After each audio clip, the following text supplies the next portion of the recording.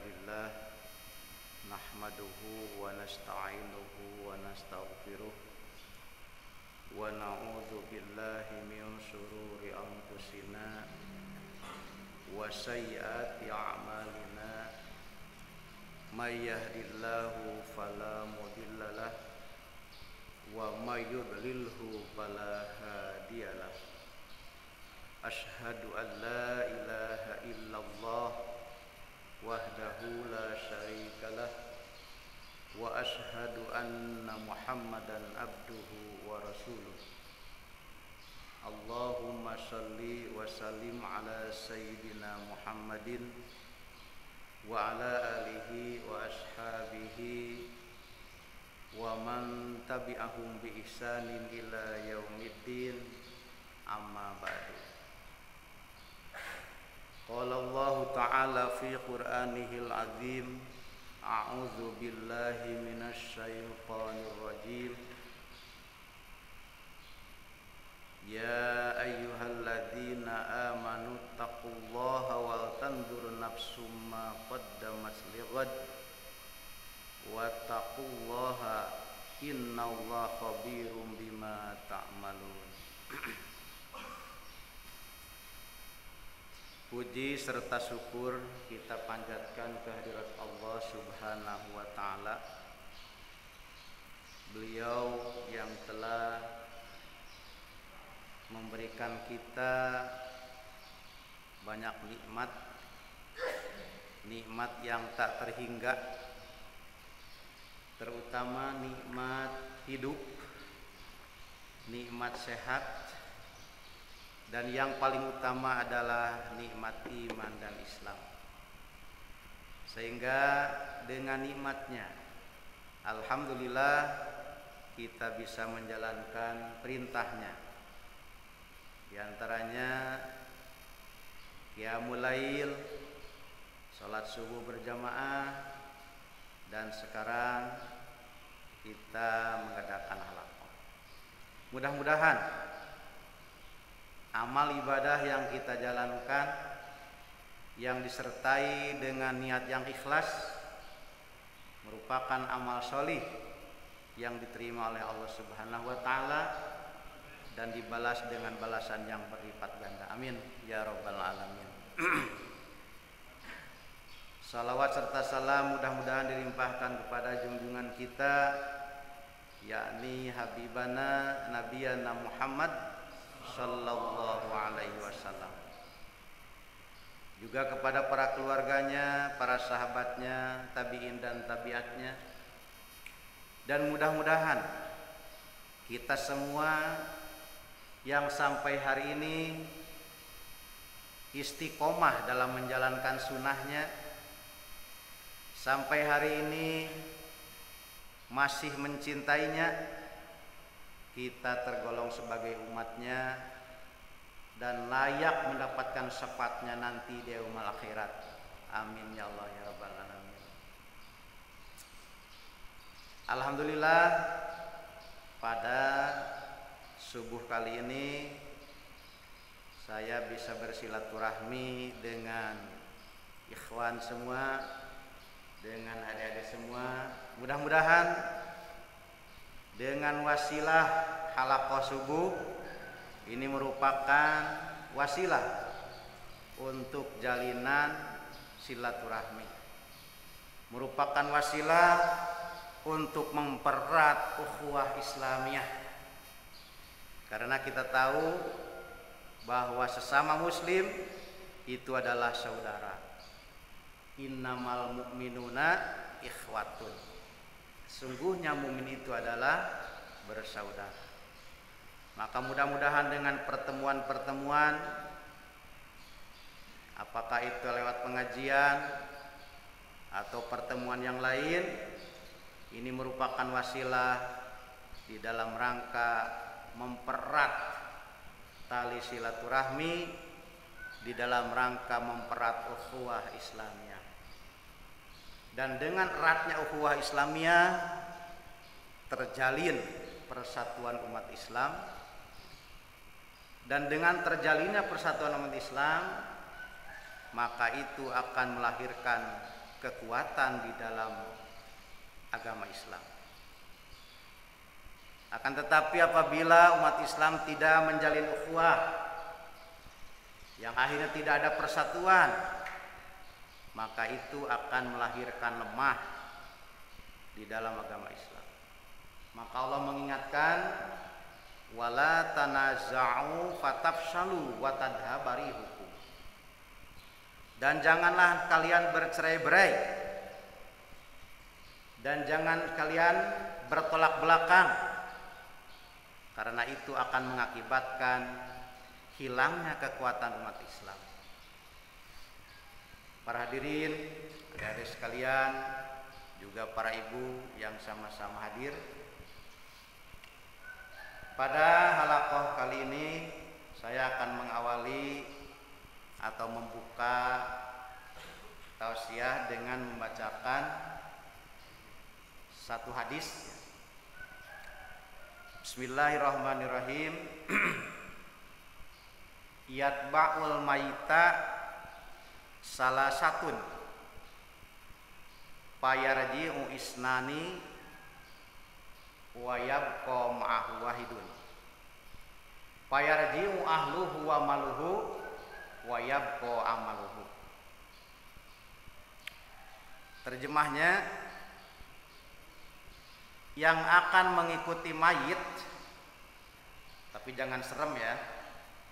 Biasanya kalau dengar mayit itu suka ada serem-seremnya ya. Ini mengingatkan kita, tadkirah. Yang akan mengikuti mayit, kemana maksudnya? Ke pemakaman. Itu ada 3.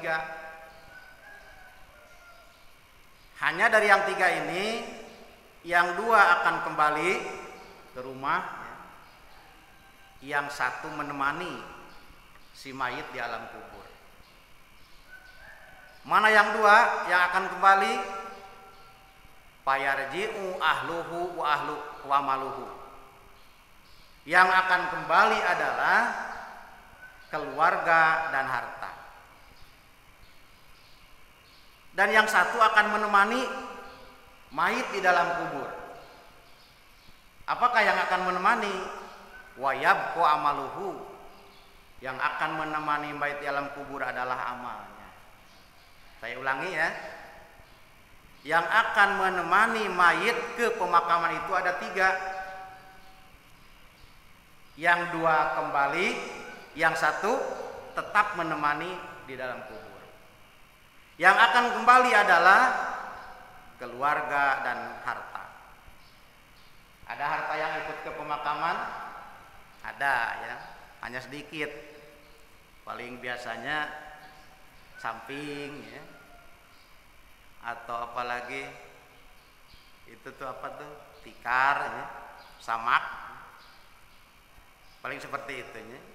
Karena dalam syariat Islam tidak boleh ada jenazah dikuburkan dengan harta. Walaupun sedikit ya.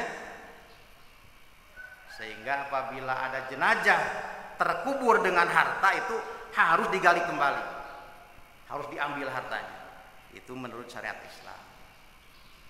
Jadi kembali hartanya itu. Apa yang akan menemani? Yaitu amal. Hanya 1 amal. Keluarga akan pulang, harta akan dibawa kembali. Yang akan menemani kita di alam kubur nanti adalah amal.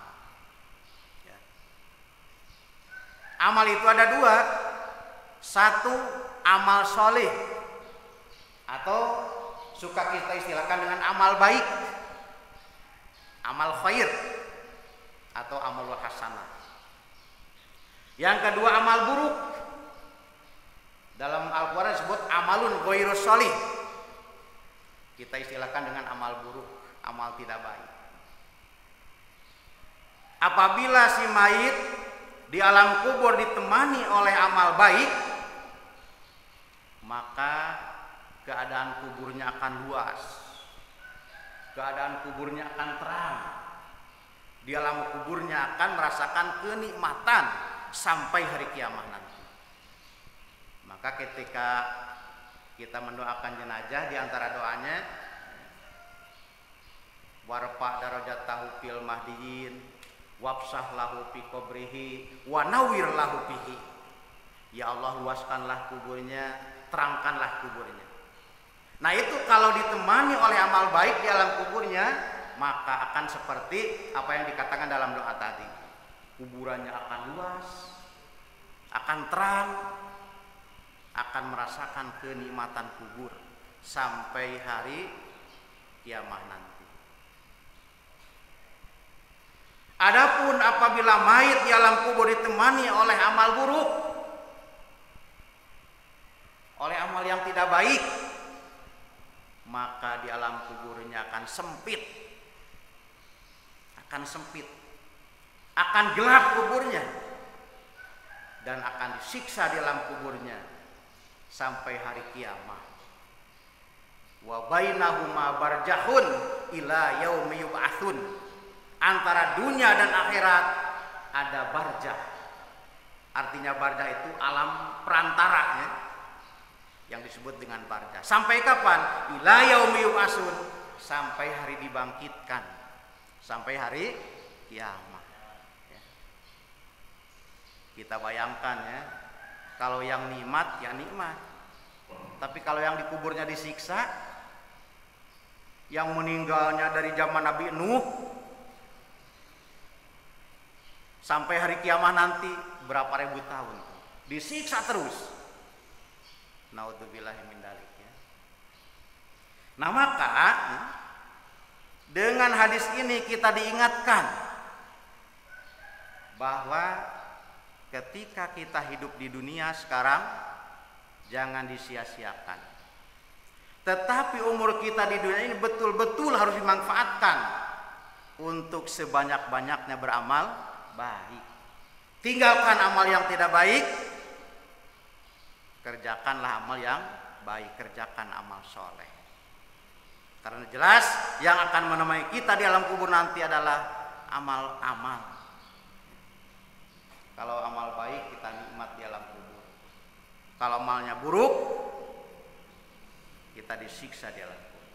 Maka satu kali lagi, semasa kita hidup di dunia sekarang, gunakan umur kita, waktu kita untuk sebanyak-banyaknya beramal baik.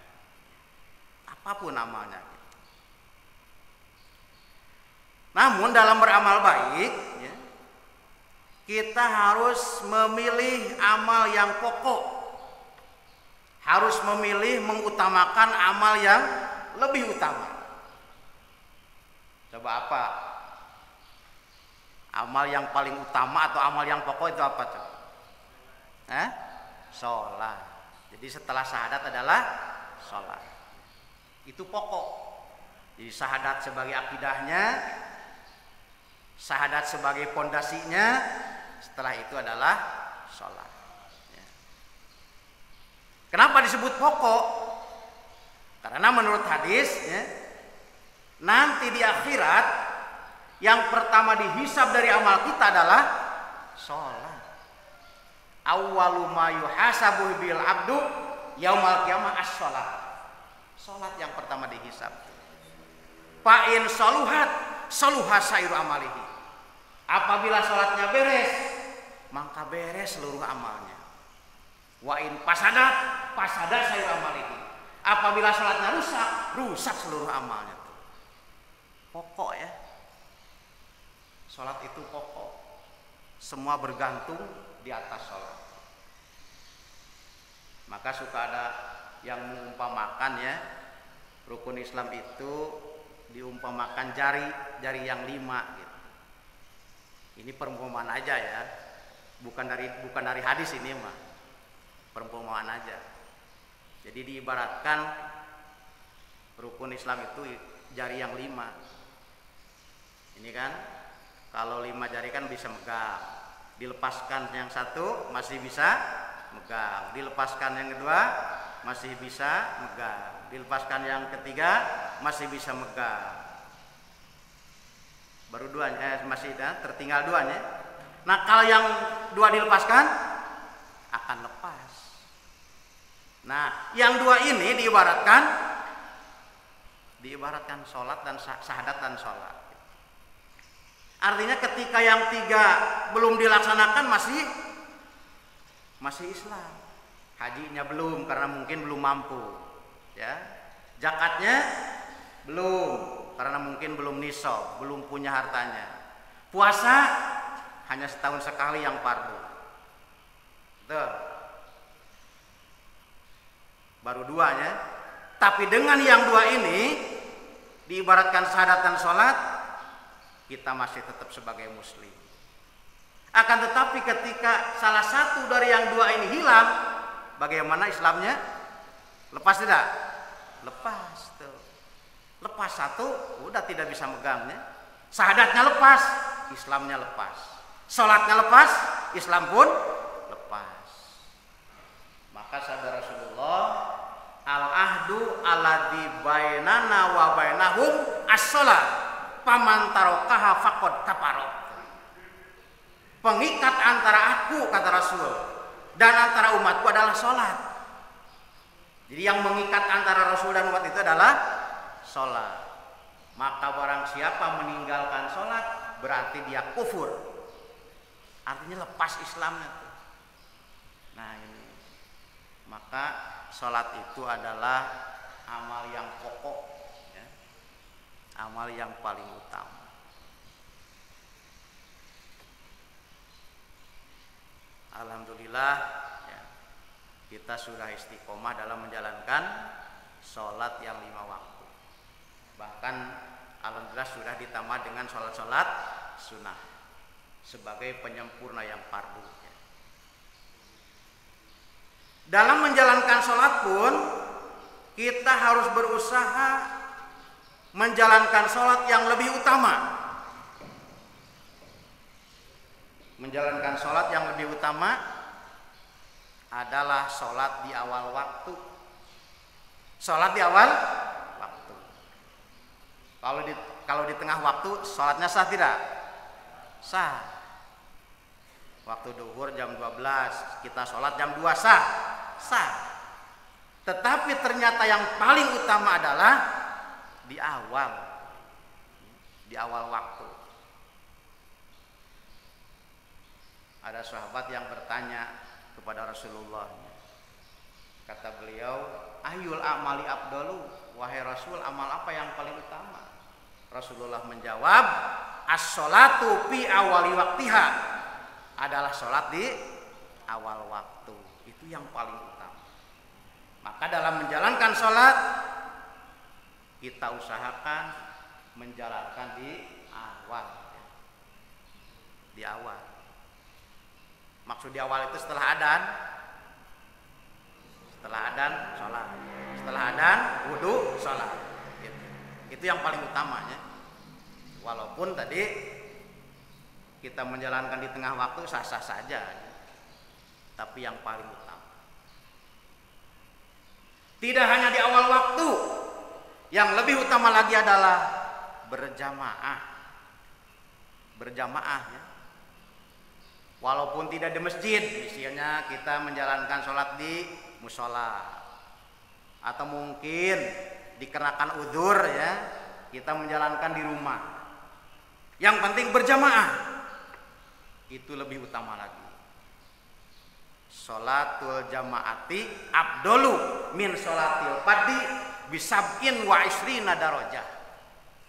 Sholat berjamaah lebih utama daripada sholat sendiri dengan 27 keutamaan.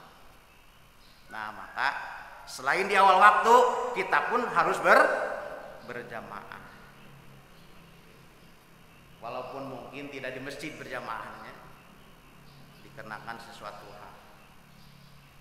Tapi yang lebih utama lagi, ya, selain di awal waktu, juga berjamaah di masjid. Berjamaahnya di masjid. Itu lebih utama lagi. Kata Rasulullah, ini hadisnya panjang, saya baca terjemahnya aja ya. Ketika ada seorang muslim, dia berwudu di rumah. Jadi wudunya di rumah kalau memang di rumah ya. Kalau mungkin untuk santri di di asrama ya, di asrama. Jadi wudhunya tidak di sini. Walaupun nggak apa-apa ya, mau wudhu di sini nggak apa-apa. Tapi hadis mengisyaratkan ya, wudhunya itu di rumah, artinya ketika datang ke masjid itu sudah punya wudhu. Ya. Jadi seorang muslim keluar dari rumahnya sudah dalam keadaan wudhu dan wudhunya itu disempurnakan, sempurna wudhunya. Artinya sempurna itu wudhunya sesuai syarat dan rukun, juga yang sunnah-sunnahnya dilakukan. Itu maksud sempurna itu. Nah setelah dia wudhu, kemudian dia jalan menuju masjid, apakah itu pakai jalan kaki ya, atau pakai kendaraan mungkin yang jauhnya, maka setiap dia melangkahkan kaki, satu langkahnya itu diangkat derajat oleh Allah dan dihapus kesalahan. Jadi setiap melangkah diangkat derajat, dihapus kesalahan. Kemudian ketika sampai ke masjid, dia sholat di masjid, maka selama dia sholat, malaikat mendoakan. Kata malaikat, Allahumma sholli alaihi, Allahumma arhamhu. Ya Allah, rahmatilah orang ini selagi dia berada di masjid, selagi dia melaksanakan sholat. Didoakan terus oleh malaikat. Mau didoakan oleh malaikat? Nah itu berjamaahnya di masjid. Bukan hanya itu, selagi dia di masjid menunggu sholat, itu dinilai dalam sholat. Kita masuk masjid ya, menunggu sholat sebelum adzan, masuk masjid sebelum adzan ya. Masuk masjid sebelum adzan, otomatis kan kita nunggu. Nah selagi nunggu masuknya waktu sholat, selagi nunggu melaksanakan sholat, itu dinilai sedang dalam keadaan sholat. Inilah utamanya masjid ya. Itulah utama masjid. Maka berjamaahnya diusahakan di masjid. Dan berjamaah di masjid itu merupakan salah satu atau bagian dari memakmurkan masjid. Sedangkan memakmurkan masjid itu adalah ciri khas orang-orang beriman. Jadi khas orang beriman itu adalah senang memakmurkan masjid. Berarti kalau ngaku iman tapi tidak senang memakmurkan masjid, jauh dengan masjid, nah itu harus dipertanyakan imannya. Jadi orang beriman itu senang di masjid, senang memakmurkan masjid. Dalam surah At-Taubah Allah mengatakan, innama ya'muru masajidallah, apa lanjutannya? Man amana billah. Tidak ada orang yang senang memakmurkan masjid, hanyalah orang-orang yang beriman kepada Allah. Tuh makanya memakmurkan masjid itu khas orang beriman. Khas orang beriman. Berarti kalau ngaku iman tapi tidak senang ke masjid, tidak senang dengan memakmurkan masjid, nah ini harus dipertanyakan keimanan. Atau ketika masuk masjid itu tidak betah, pengen segera keluarnya, wah itu tidak betah di masjid, nah itu kita harus dipertanyakan keimanannya. Jadi orang beriman itu senang di masjid. Salah satu yang akan mendapat perlindungan nanti di alam mahsyar ya. Di alam mahsyar itu kan akan dalam keadaan panas ya. Alam mahsyar itu nanti setelah bangkit dari kubur ya. Setelah bangkit dari kubur kemudian dikumpulkan di suatu tempat yang disebut dengan mahsyar, tempat berkumpul. Itu tempatnya rata, tidak ada gunung, tidak ada pohon, tidak ada bangunan, rata, tidak ada tempat berteduh. Sehingga manusia pada waktu itu dalam keadaan panas ya, dalam keadaan panas. Tetapi ada yang 7 itu. Nah salah satu dari yang 7 itu adalah warajulun qalbuhu mu'allaqun bil masajid adalah seseorang yang hatinya terkait dengan masjid. Artinya walaupun dia sedang jauh dari masjid, sedang berada di luar masjid, tapi tetap hatinya teringat akan kegiatan di dalam masjid. Itulah salah satunya yang akan mendapatkan perlindungan nanti di hari kiamat, di yaumul mahsyar. Mudah-mudahan kita termasuk salah satu itu. Amin. Inilah pentingnya memasuki masjid. Maka kembali lagi ya, usahakan berjamaah sholatnya di masjid. Ya. Walaupun dimanapun yang namanya berjamaah itu lebih utamanya, tapi usahakan di masjid. Ada lagi yang lebih utama, yaitu berjamaah isya dan subuh.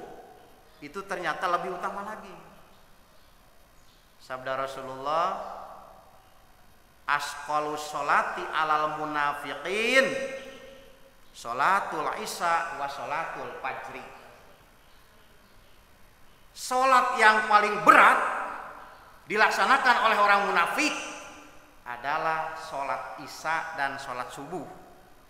Itu yang paling berat, kata Rasul. Apakah orang munafik itu suka sholat? Sholat tidak munafik? Sholat. Walaupun dalam hatinya itu tidak percaya sebetulnya. Jadi orang munafik itu hanya beriman di lisannya doang. Hatinya tidak percaya. Hatinya tetap ragu bahkan benci. Tapi dikarenakan takut ketahuan kebohongannya, maka dia tetap menjalankan sholat. Tapi walaupun menjalankan sholat, dia menjalankan dalam keadaan malas, ya. Innal munafiqina yukhadi'una Allah wa huwa khadi'uhum wa idza qamu ila sholati qamu kusala. Jadi apabila dia hendak melaksanakan sholat, melaksanakan dalam keadaan kusala. Apa kusala itu? Malas, ogah. Nah, maka awas kita jangan sampai terkena penyakit kusala, malas dalam menjalankan, karena itu penyakit siapa tuh? Penyakit munafik. Berarti orang beriman itu harus giat, harus senang dengan sholatnya. Karena malas itu adalah sifat munafik. Walaupun demikian tetap dia menjalankan sholat orang munafik itu. Karena kalau tidak menjalankan akan ketahuan kemunafikannya, akan ketahuan bohongnya gitu. Nah, maka dia tetap berusaha menjalankan sholat. Hanya ada yang lebih berat dia laksanakan, yaitu sholat apa tadi? Sholat isya dan subuh. Itu yang paling berat ditunaikan oleh orang munafik. Mungkin sholat-sholat lain dia tidak begitu berat ya, orang munafik itu. Tapi ketika menunaikan isya dan subuh itu terasa sangat berat. Lanjutan hadisnya, la ya'lamuna ma fihima la atauhuma walau habwan. Andaikan mereka tahu keutamaan yang ada di sholat isya dan subuh, maka dia akan mendatanginya walaupun dengan merangkak. Jadi walaupun merangkak datangnya ya, pasti dia akan berusaha. Kenapa? Karena dia tahu keutamaan yang ada di dalam sholat isya dan subuh. Ya. Jadi artinya setiap waktu kita tetap berjamaah. Hanya dalam keutamaannya ada yang lebih utama, yaitu isya dan subuh, kata Rasulullah. Sholat isya dan subuh. Nah, mungkin kita pernah mengalami ya, kalau kita biasa berjamaah sholat isyanya, kemudian suatu kali sholat isyanya tidak berjamaah, mungkin ngobrol dulu atau apa dulu gitu. Bagaimana tuh rasanya? Berat tidak? Beratnya itulah isya. Begitu juga subuh. Ya mungkin subuh itu kan masih ngantuk ya. Apalagi cuaca dingin, akan terasa berat gitu. Nah, maka jelas keutamaannya pun lebih dari sholat-sholat yang lain. Maka untuk subuh itu lebih diutamakan. Dan sholat subuh itu ya, berjamaah subuh itu disaksikan oleh kedua malaikat. Dalam Al-Quran, wa Qur'anal fajri inna Qur'anal fajri kana mashhuda. Jadi wa Qur'ana disebut di sana maksudnya sholat ya.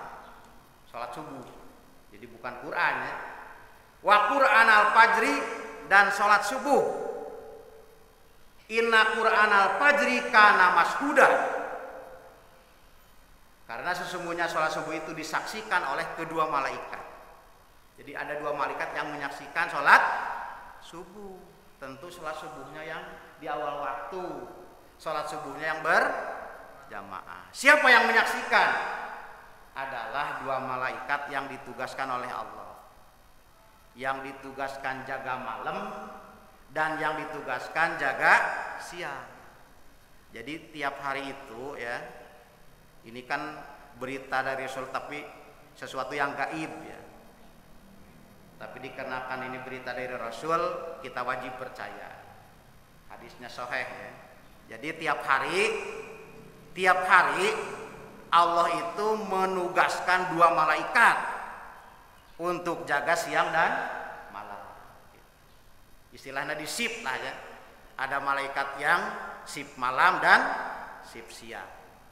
Nah pergantiannya itu subuh. Yang jaga malam kembali ke langit di waktu subuh. Yang akan jaga siang datangnya subuh. Tuh, maka sholat subuh itu disaksikan oleh dua malaikat. Ketika malaikat kembali ke langit, ditanya oleh Allah. Allah maha tahu ya. Ini membuktikan aja. Kata Allah, ketika kamu datang bagaimana keadaan hamba kami? Kata malaikat sedang sholat ya Allah. Satu lagi ditanya, ketika kamu kembali dari bumi, bagaimana keadaan hamba kami? Kata malaikat yang satu sedang sholat. Jadi disaksikan oleh malaikat yang jaga malam, yang kembalinya sedang sholat. Ketika malaikat yang akan jaga siang datang, disaksikan sedang sholat. Dua-duanya menyaksikan hamba Allah sedang sholat. Itulah utamanya subuh. Coba kalau malaikat datang ke bumi menyaksikan kita sedang tidur, bagaimana laporannya nanti ke Allah? Kata Allah, dalam keadaan bagaimana ketika kamu datang sedang tidur ya Allah, sedang ngorok cenanya, ngorok cina datang nanti. Yang satu lagi ditanya, ketika kamu kembali bagaimana hamba kami? Sedang tidur ya Allah. Dicatat sebagai hamba Allah yang sedang tidur. Oh, itu bahaya. Jadi itulah diantaranya kenapa subuh itu lebih utama ya, dibanding sholat-sholat yang lain. Nah maka ya, kita diingatkan bahwa utamakan sholat berjamaah. Utamakan lagi berjamaahnya di masjid. Utamakan lagi isya dan subuh. Bukan berarti yang lain ditinggalkan ya. Lebih utamakan lagi isya dan subuh. Nah, maka alhamdulillah di sini diadakan kegiatan subuh berjamaah atau menjemput pala subuh ini salah satu kegiatan yang sangat positif ya, kegiatan yang sangat baik. Mudah-mudahan dari waktu ke waktu lebih maju lagi ya, lebih banyak lagi masyarakat yang ikut ke sini. Mudah-mudahan amin ya Allah ya Rabbal alamin. Para hadirin, bapak-bapak, ibu-ibu dan para santri, adik-adik sekalian, tentu kita selain memang ini merupakan kewajiban, ini juga merupakan latihan atau istilah agamanya riyadhah. Jadi riyadhah itu latihan. karena kita ini masih muda-muda ya, masih muda. Maka aktivitas kita dalam beribadah ini juga merupakan bagian dari riyadhah, bagian dari latihan. Kenapa latihan? Karena untuk menjadi seseorang yang takwa, yang istiqomah dalam menjalankan perintah Allah, istiqomah dalam menjalankan Allah, itu memerlukan riyadhah, memerlukan latihan. Artinya tidak akan bisa sekaligus, tidak akan otomatis, perlu latihan. Artinya ketika kita masih muda dibiasakan menjalankan perintah-perintah Allah, dibiasakan menjauhi larangan Allah, dibiasakan aktif dalam keagamaan, insya Allah sampai tua akan selalu istiqomah, insya Allah. Gitu.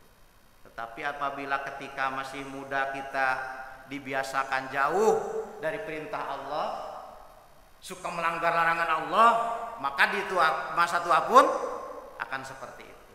Nah, ini jadi latihan. Contoh ya, seorang pemain sepak bola contohnya ya, dalam urusan olahraga nih, dalam urusan fisik ya, sampai jadi juara atau bahkan juara dunia, kira-kira latihannya sejak kapan tuh? Sejak dini, dari usia SD itu. Sahata juara dunia sepak bola sah. Ronaldo ta. Ternyata itu dari SD dia. Dari usia SD sudah terus berlatih sepak bola. Kira-kira berapa puluh tahun tuh. Jadi tidak tidak ujug-ujug lah kata orang Sunda namanya. Begitu dia dewasa baru berlatih, tidak. Begitu juga dengan ibadah. Ya. Ibadah itu tidak akan bisa sekaligus, harus ada latihannya, harus ada prosesnya. Disebut dengan riyadhah, riyadhatun nafsi, latihan jiwa. Kalau olahraga, olah fisik disebutnya riyadhatul badan. Riyadhatul badan artinya mengolah fisik. Kalau latihan jiwa disebut dengan riyadhatun nafsi. Jadi aktivitas kita dalam ibadah, selain kita menjalankan perintah dari Allah, ini juga merupakan latihan bagi kita. Karena kita sebagai anak muda ya, sehingga insya Allah ketika masa muda kita dilatih aktif dalam beribadah, aktif dalam keagamaan, sampai tua nanti insya Allah selalu istiqomah. Artinya sudah terbiasa gitu. Maka dalam syariat Islam, walaupun si anak ini belum wajib puasa, masih anak-anak, kalau memang dia mampu, harus sudah diajak untuk menjalankan saum. Kenapa? Itulah latihannya, supaya ketika dia dewasa nanti terbiasa menjalankan saum. Begitu juga dengan sholat. Walaupun baru 7 tahun harus sudah diajar sholat si anak ini, walaupun belum wajib. Kenapa? Ketika dewasa nanti dia sudah terbiasa. Nah, itu yang disebut dengan riyadhatun nafsi dalam istilah agama. Hadirin, ibu-ibu, bapak-bapak dan santri semuanya, mudah-mudahan dalam perjalanan tolabul ilmi kita selalu berada di dalam kesehatan, berada di dalam kekuatan mental, diberikan kesabaran, dimudahkan segala urusan, dan diberikan ilmu yang manfaat. Amin ya Allah ya Rabbal Alamin. Itulah yang dapat saya sampaikan pada kesempatan ini. Mudah-mudahan ada manfaatnya. Mohon maaf dari segala kekurangan dan kelebihannya. Wabillahi taufiq wal hidayah. Wassalamualaikum warahmatullahi wabarakatuh.